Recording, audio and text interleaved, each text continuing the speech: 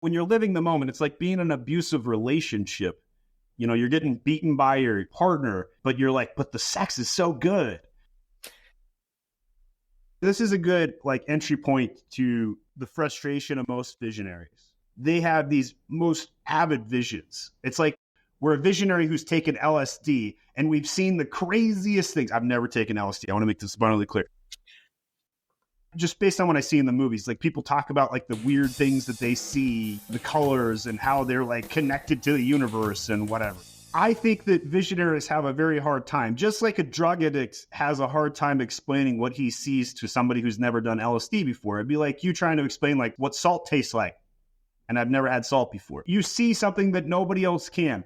So I spend a lot of my time trying to figure out how do I make this understandable to other people around me? Because I can't just take LSD and inject it into them, business LSD at this point.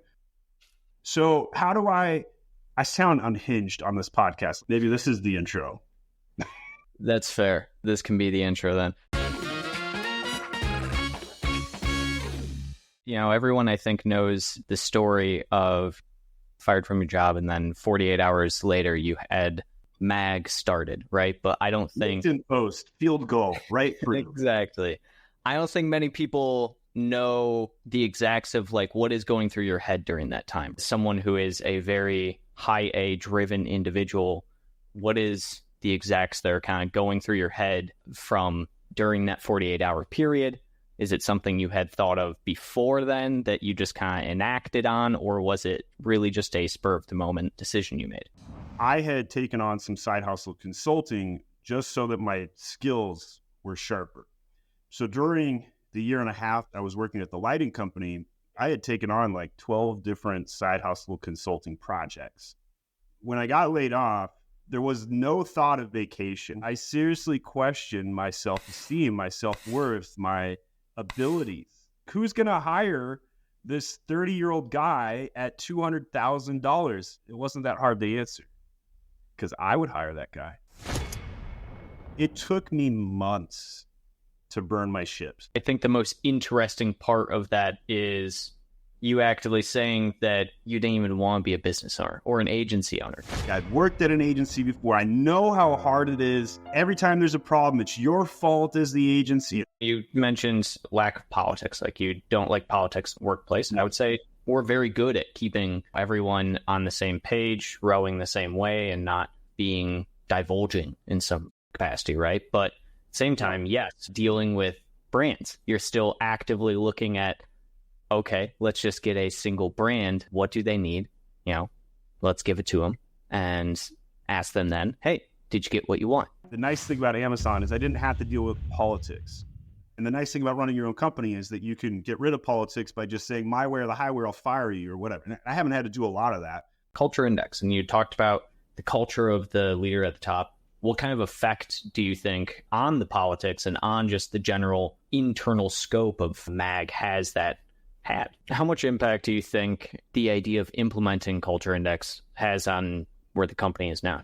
People are attracted to the no political environment. They're attracted to learning. If you don't have the right culture in that top seat, everything underneath it will be corrupted. If you allow blurry lines and somebody starts like going out of their lines, that's when the politics start, almost always. I have conversations with my wife all the time, and I'm like, just because she's acting nice doesn't mean she is nice. Just because he is behaving a certain way doesn't mean that's who they are. And she's like, what do you mean? Don't you judge people based on their actions, not on what they say? And I'm like, yes, but just because they can do it doesn't mean they enjoy doing it. What's the consequences of doing something you don't enjoy for 90 days? Well, you start to deteriorate. What we did at my Amazon guys, we profiled people. We avoid the emotional extroverts. It makes the company easier to run, and it makes it more scalable. There were individuals at the company that fired me up, and part of me was addicted to that. It wasn't a good fire up. Now that I've axed that out of the system, it's much easier to run, and I still get fired up. People are adverse to change, especially the more friction you add into that change. And that's something I've realized time and time again. And I think that kind of rings true when you're talking about knowing how to do it, not necessarily capable of doing it. The frustration of most visionaries, right? they have these most avid visions. Visionaries have a very hard time, just like a drug addict has a hard time explaining what he sees to somebody who's never done LSD before. You see something that nobody else can. Knowing you say, take this fire and run with it, do something amazing with it. And then people take fire and turn it into metal somehow, right? And that is just something that I see you very often, education, coaching, trying to get people to learn, trying to get people to come up with different ideas, as well as you bring that to the table a lot in MAG, especially. Just give them one thing and that thing turns into another. Multiply yourself, multiply more. I hope you liked this video. If you want to receive future updates, slam that subscribe button.